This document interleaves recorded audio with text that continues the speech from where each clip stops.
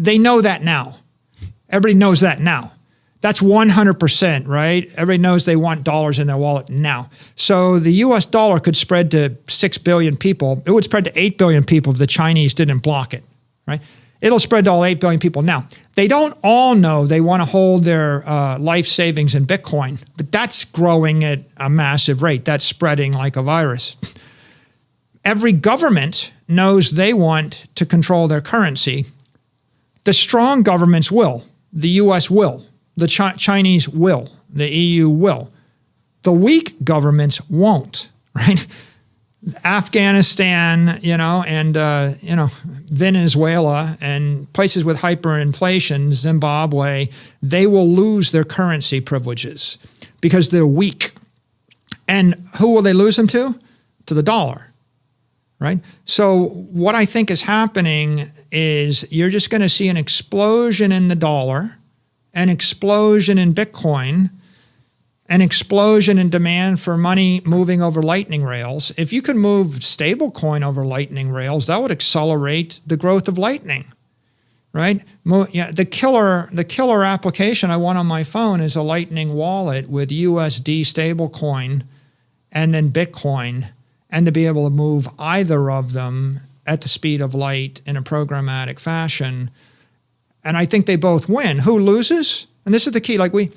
There's too much. The dollar must lose so Bitcoin can win. No. Who loses is weak assets and weak currencies. Can you think of a weaker asset than Bitcoin?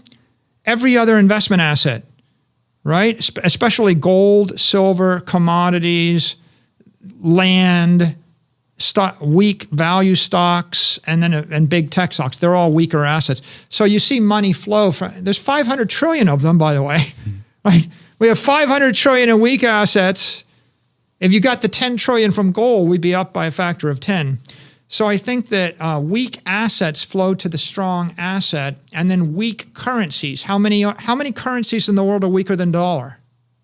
Name one currency, fiat currency in the world, stronger than the dollar. None. They're all weaker. CNY is weaker. Every African currency, every Asian currency, everything. So 180 nominal currencies, a lot of them are pegged to the dollar, 130 floating currencies. They all can be replaced with the dollar. So who wins? Western banks, Western technology companies, Western hardware devices, the Western world, the United States, Western Europe. Who wins? Everybody that embraces Bitcoin, right? Who loses? The nation of gold, right? I mean, you want to declare war on something? Declare a war on gold. They don't have an army. They don't have an air force. There's no politicians running for office of president of gold.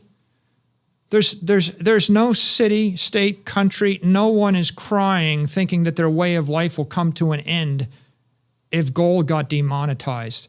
So if I had one request from the Bitcoin community, my request would be focus your guns on gold. Ultimately, gold is being demonetized. This is not speculation on the part of Michael Saylor. You have all the stats. It's been demonetized for the past decade, right? It doesn't have a country. It doesn't have an army. It doesn't collect taxes. There's not a single person on earth that is going to lie down in front of a tank to defend the nation of gold. And yet gold is the enemy, because gold is a dumb rock sitting. You can't mortgage your gold. You can't lean up your gold. It's hard to rent your gold or license it or develop it further. Gold is not big tech. You can't put gold on an iPhone. So ultimately, what you have is there are two things that should succeed and grow. The US dollar, if you live in the United States and you believe in Western values and freedom and justice, right, and Western law and the progressive movement, you want the US dollar to grow. And instead of saying, well, the dollar is like a problem to save in, forget about that. Just point out that if you live in Africa and Asia, you would give your left arm to trade in dollars, right? So the dollar should expand on lightning rails, and Bitcoin should expand, and they go together, and we all win. We all win, right? The world's a better place. Every company, everybody wins. If you're going to compete, by the way, if you're going to compete with Square Cash App, then you might lose. If you're going to compete with Twitter, you might lose. If you're going to compete with the United States of America, you might lose. My advice is you don't got to destroy the banks. You don't have to topple a government. You don't have to crush a currency. You don't have to stop a regulator. You don't have to, eliminate PayPal, right? You don't have to compete with all of them. You can buy Bitcoin. You want to compete with something, declare war on a dead rock, right? Declare war on the rock, right? The rock has been losing for a while now. And after you finish declaring war on the rock, declare war on dead property, right? Dead money, right? What are low velocity, I don't want to hold 500 acres in the middle of nowhere as a store of value. I don't want to hold 5 tons of rock as a store of value. I don't want to monetize these things. So if you start thinking that way and you think, I just want to take my monetary energy, put it into digital energy, and then I want to partner and ally with everything I find admirable, every great company, every great politician, every great country, right? Every great technology. Just be positive, be constructive, and we all go and we win together. The world will rebuild itself, right? It's going to rebuild itself. I would prefer that it rebuild itself in a peaceful, constructive, cheerful fashion, as opposed to, someone's got to lose so I could win. I think everybody can win, right? If we invent electricity and we invent math and we invent fire, isn't it highly likely the entire human race is better off because of math, fire, and electricity, right? I think, right? We can all win together, and so that's the way I see that. Before we finish up, we've been going for 2 hours, but I know you and I could talk about this all day. If I just give you the floor to finish, when somebody says to you, why Bitcoin? What's your 2, 3, 4 sentence answer as to why has Michael Saylor, who had every option in the world to buy an asset and put it on your balance sheet or personally invest in, why Bitcoin? Because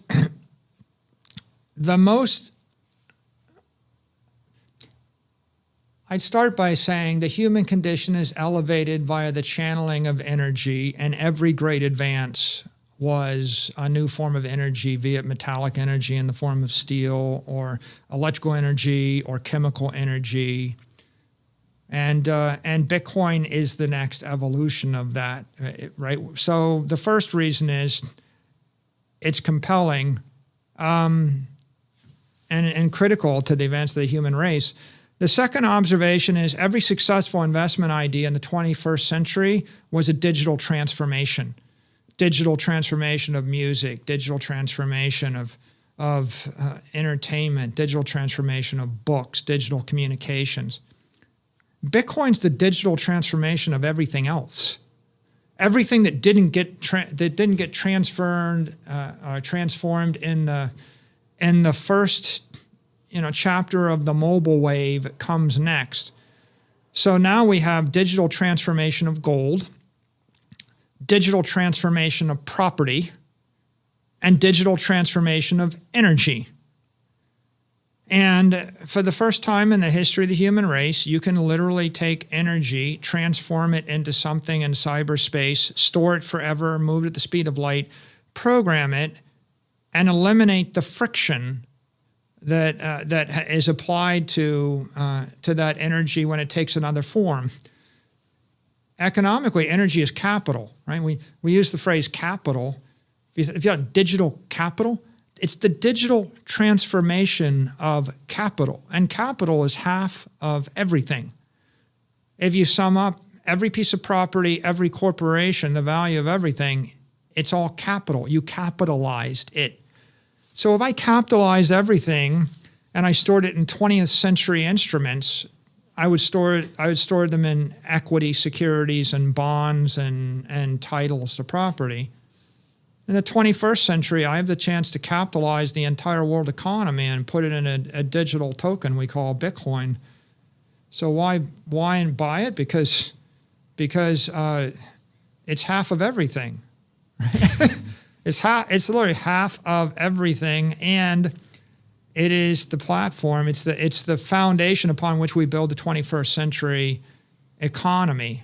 You could say 21st century cyber economy, but if you want to fix everything in the world, if I could eliminate the friction, move everything at the speed of light, make it immortal, oscillate it at 60 megahertz or faster, execute 1 million transactions a second and make it infinitely intelligent, wouldn't you think that that would be a good idea? Right? It's the future of capitalism.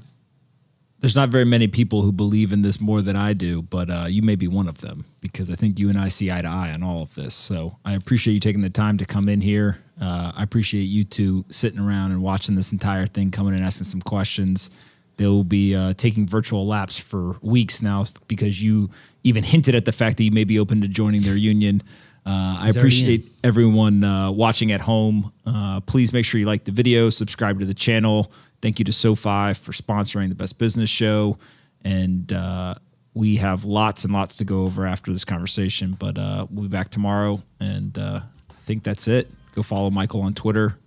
I don't know if we've got anything else. I don't know if you Thanks need for any having more, me. I don't know if you need any more Twitter followers, but I got one more question. oh, What? Jesus. Go ahead. We talk about Don't ask me what the price is going to be. no, I won't ask you. No. Tired of that question. No, we talk about Bitcoin being good for business all the time, and I think part of that is obviously the price has appreciated. So anyone who has been involved has benefited from that. But part of it is also just the community aspect of it, right? And how powerful that is. Is there a specific point in time where you were like, "Holy crap! Like this is wild. These people are really strong. They're really passionate." I think that every single month that's gone by, I've just been more impressed with the community ethos. If you look at our press release, when we first bought Bitcoin and we said why we bought it, one of the lines we put in the press release is we're persuaded by the community ethos, by the community itself, that this is digital gold and it's harder and it's smarter and it's stronger and it's faster than gold. And I think that came out of all my research before we actually made that announcement. And the way you figure out the community's passionate is you do your research and you study all the influencers, you look at all the podcasts and you read all the books. And you couldn't come to any conclusion other than the asset is differentiated based on the community ethos. I even tweeted this. I made this point, and I guess I'll elaborate right now. I said, the character of the asset determines the character of the owners determines the destiny of the asset, right? The character of the people that own something. If you own like Joe Random Yo-Yo coin and you're owning it to flip it on Saturday night, depending upon which way a football game goes, okay, that's the destiny of the asset, right? It's going to be short term because the people are short term. Whenever you buy anything, you got to ask yourself the question: what's the character and what's the intent and what's the strategy or the belief system of the people that are buying the thing that I'm buying? If I buy real estate in New York, right, you'll eventually sell it to someone else who swears that New York is the apex city. People that love New York, their opinion is there is no other city on earth where you could go. Everything is a step down. They have a view of New York as Mount Everest, and they're living at the top of it. And everything, if you were to say, have you ever considered moving to another city, they recoil in horror. Kind of like New York is like the Rome of 100 AD, and there's Rome, and then there's barbarians. Okay, so that's the character of the asset owner. What's the character of people that own Bitcoin? If everybody bought it because they intend to hold it forever, isn't that the kind of asset you want? Or if I told you people bought it because they liked the monogram, they own that dog. Well, how many dog coins are there? 48 or something? Well, if you bought the 47th dog coin, then the 49th dog coin is eventually going to demonetize you. So I think that's been very clear from the beginning. Bitcoin had the immaculate conception, right? I mean, you can't recreate this again. How do you have an open sourced, asset that was never pre-mined, that was never ICO'd, that no one thought would be that until it became that, right? So I think that my conviction grows with time, but it's pretty evident in August. All right. So what's your no? I'm just kidding. Do you have a price prediction? It's going up forever. All right. Listen, I appreciate everyone coming. I thank you very much, Michael. Yeah. You've got a whole bunch of stuff you guys spending your time on, so I appreciate you coming here, hanging out with us. And anyone who's got any questions, go tweet at Michael. He probably will not respond, but he'll at least read it. So see you guys tomorrow. Have a good one. Thank you.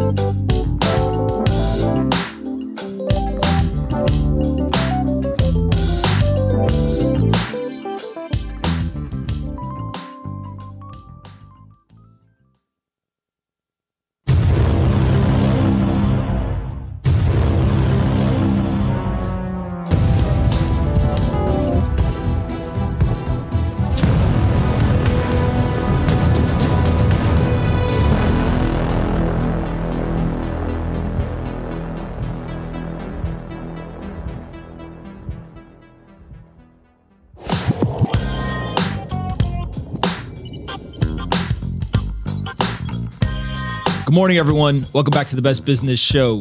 I'm super excited. Today we have a very special episode. Myself and Michael Saylor sitting down for a 2-hour in-person conversation.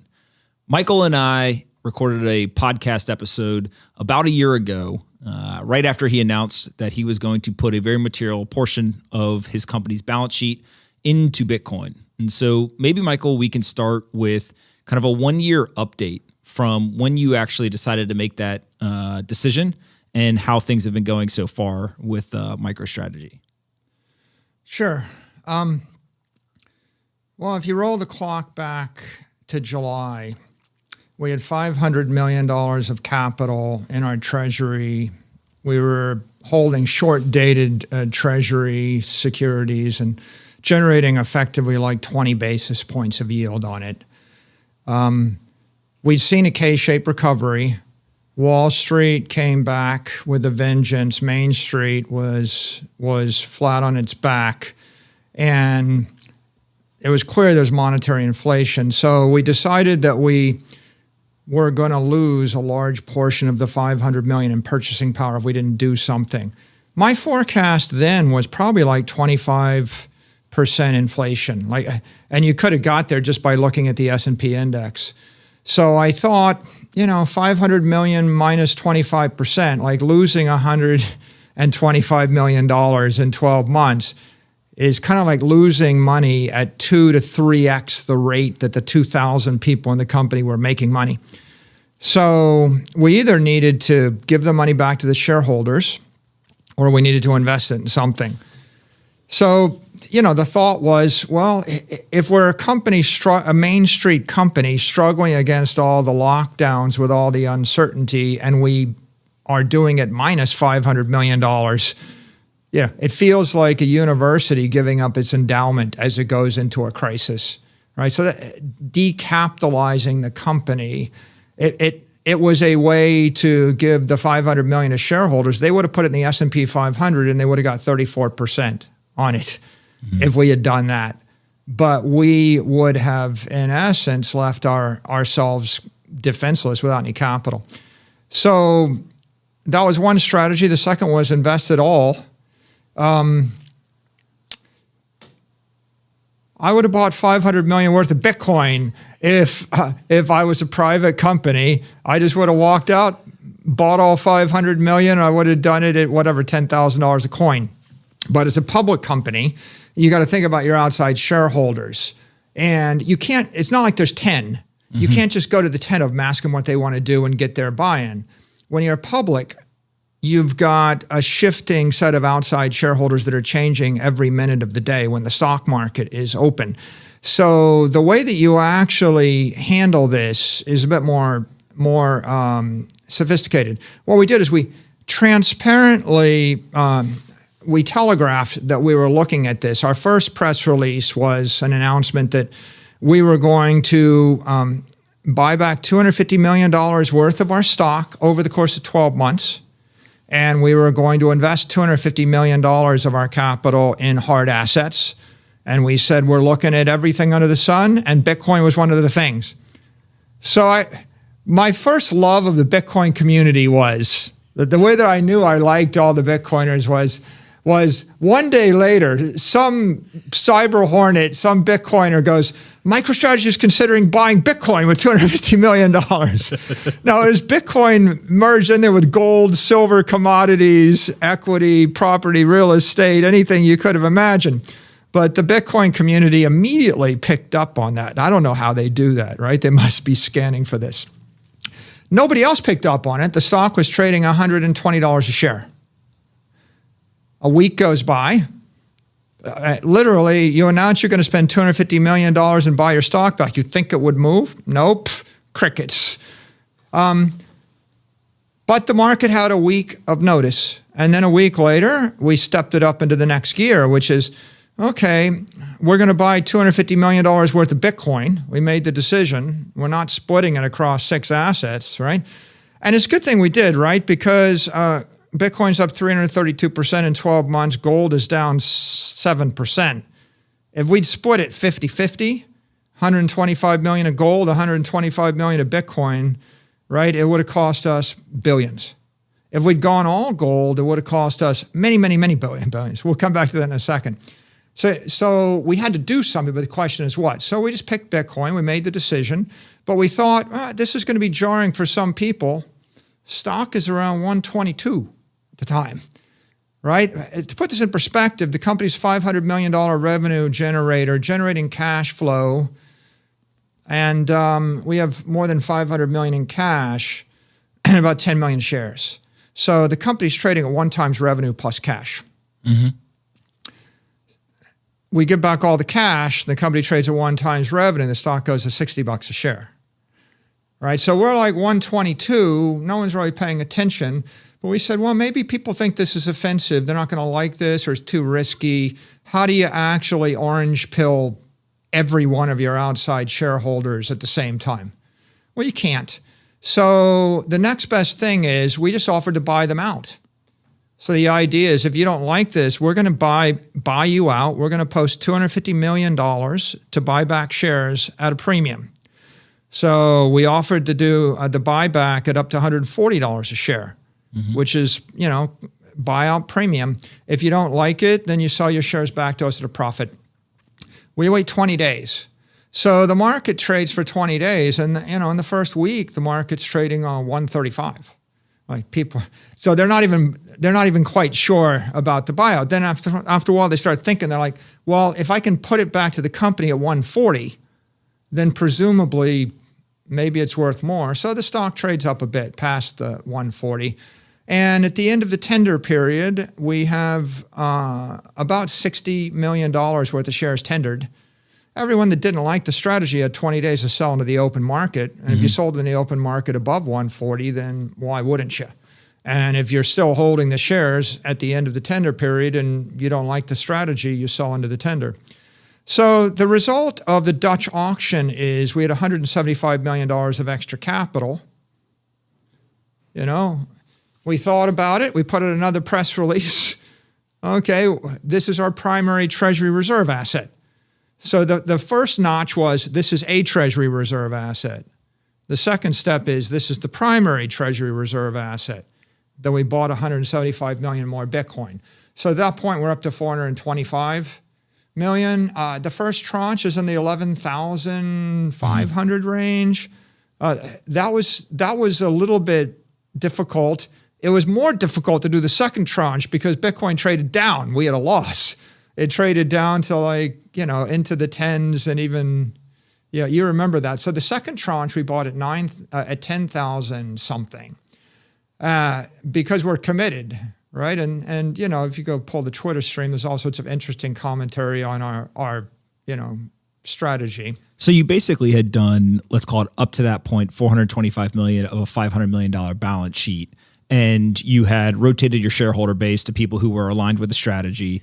And you had also planted the flag in the ground as the first publicly traded business in the United States to identify a treasury strategy that would leverage Bitcoin as the primary currency or the primary asset that you would use in your treasury. When you do all that, I know that there's been a whole bunch of conversations in the behind the curtain.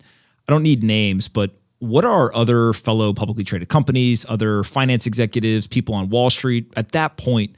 Are they saying you're crazy? Are they, oh wait, this is really interesting, tell me more about it, trying to learn? Like, what was the reaction after the first $425 million?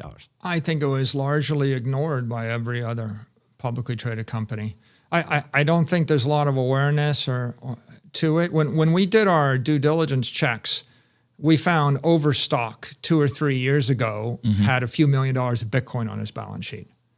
And that's it, right? We couldn't find anybody else. And so this is off the beaten path, but it seemed like so rational to me. Like, it seems so obvious. Bitcoin is digital gold. It's basically engineered to be digital gold. What do you need in a inflationary environment? You need something that's like gold, but better than gold. You have to make a choice. It was obvious that the institutions were coming, right? I mean, you had companies like Fidelity getting into this space just 6 months earlier or whatever. But the fact that we're institutional custodians was a big checkbox. Grayscale was doing good business at that time. So it struck me as being a rational thing to do, but no other public companies had done it. And it wasn't totally clear to me why, although at this point now it becomes clear, right, in hindsight. So we went through that. We did the 425 million. The stock traded up. Bitcoin started trading up. At that point, I started speaking in public, and you were the first person I spoke to. I remember. Right? and I learned most of what I knew about Bitcoin by scouring the internet and looking at your podcast and reading all of the stuff that was posted, right? And I tripped through all these different things. And one thing I knew from your podcast was you always ask a question, right? At the end, right? You're like, you can ask me a question, remember? Correct. Now you get to ask me the one question. So what I remembered about Pomp was he wants to know a book and he wants a question, or he gives me a question. So I'm like, gosh, what question am I going to ask Pomp? And how do you learn Bitcoin? You study Twitter and you study YouTube and you surf the web. So here's what I know. I know I get to ask you a question, and I know Jack Dorsey has Bitcoin in his bio. So the question is, how do we get Jack Dorsey to buy Bitcoin next? Correct. Right? Correct. And at that point, we're all alone as a publicly traded company, and people aren't quite sure if we're crazy. But what happens next is some bullish things, right? I mean, I thought that when Square bought Bitcoin, that was a seminal event, right? Because one data point is a question mark, but when you had the second data point, you can draw a line. And so that was a big day.